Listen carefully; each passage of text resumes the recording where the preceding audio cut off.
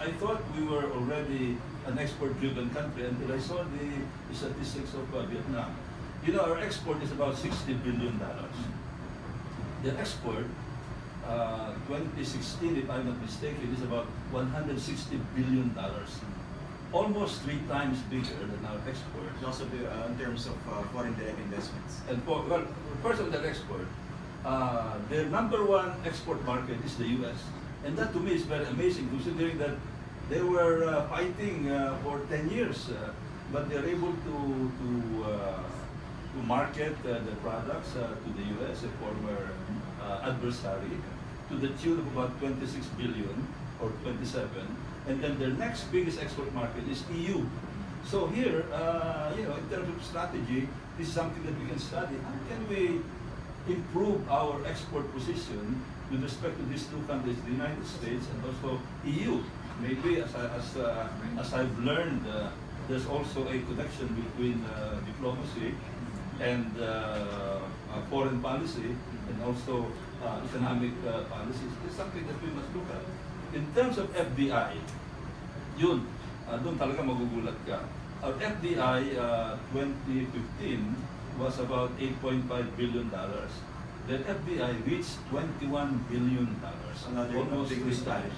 So how were they able to do it? That's I know there's so many reasons. So maybe they have a different economic structure, they have a different labor policy. But this is something that we must study if we can replicate what they have there. The Philippines, of course, is also engaging China on many different fronts. Yeah. Among them is, of course, in terms of the economy. Now let's talk about the dangers of dealing with China in this particular respect, but also given our dispute with China in the South China Sea, the so-called debt trap. Yeah, the debt trap. The other thing is that China remains a claimant, a very aggressive claimant of our exclusive economic zone. That is a danger there. They may be engaging in a courtship, what they call some kind of a courtship, no? Offering us grants, offering us credits and projects, but we must remember that they're claiming almost 90% of the West Philippine Sea. And then of late, we have heard that they even visited Vietnam rice. To me, is another source of alarm. So we must be careful in dealing with them. It's true that it's good to have an economic engagement that we can benefit from the 10 trillion, you know, they're aiming at a $10 trillion economy where other countries can benefit from this. And we must study this also, but at the same time, we must be conscious of the fact that they are aggressively eyeing our exclusive economic zone. So what should the Philippines do? You said we have to be careful, but how do we do it? For example, the Duterte administration has been very, very vocal in terms of getting all these investments, this aid, including all other packages from China. So that would benefit the Philippines, of course, in the medium term and the long term. It will make us feel good. But in the long term, China still has this very aggressive claim. There are studies going on right now. There was a study that I saw. They call it the debt trap. They looked at the aggressive debt policy of China with Sri Lanka, in Asia, Sri Lanka, Cambodia, even in Africa. And they studied some of the credits that have been offered by China, some of which are attached to the sale of their products also. So it is a mutually beneficial proposition.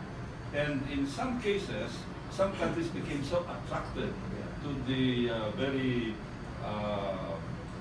concessional credit terms that they ended up buying too much, more than what they actually needed. So they ended up having a difficulty repaying. And they lose sight of other issues in terms of their relationship with China. That's right. So this is something that we must be very careful about also. It's good to engage them. We can benefit from this credit. They have a lot of money that they can give away, and we can use this to improve our infrastructure. But at the same time, we must also look at the other opportunities. I showed you that long bridge, 8.3 kilometer bridge that Japan funded. In the case of Japan, a very good source of fund, they're also very aggressive. In the case of Japan, we cannot see any string attached because they're not claiming part of our territory. So that's something that we must explore. we must have balance. As I said, it's very important to make sure that this charm offensive of China does not detract us from the consciousness that China remains a claimant of our very precious exclusive economic zone. Finally, how about the danger of the Philippines falling the way of, going the way of Cambodia because of this so-called debt cap? Somehow China was able to come up with another ally, very strong ally in the region that pursues its own interests in the Southeast Asian region, in Cambodia. But in terms of alliances, we remain an ally of the U.S. and in effect an ally of Japan, although there's no formal mutual defense treaty. Japan really continues to very aggressively engage us economically and also geopolitically. So let's have balance.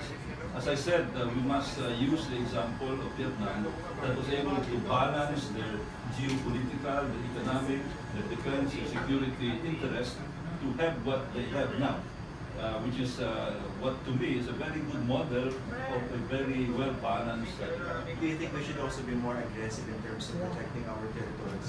Of course, that is demanded by the people. As I said, I mentioned earlier, 84% of the Filipinos expect the government to defend our territory. Thank you very much for joining us this morning. Former National Security Advisor Roilo Golez. Thank you so much. Now back to Lisa and our guests in the studio to tell us what's buzzing on social media.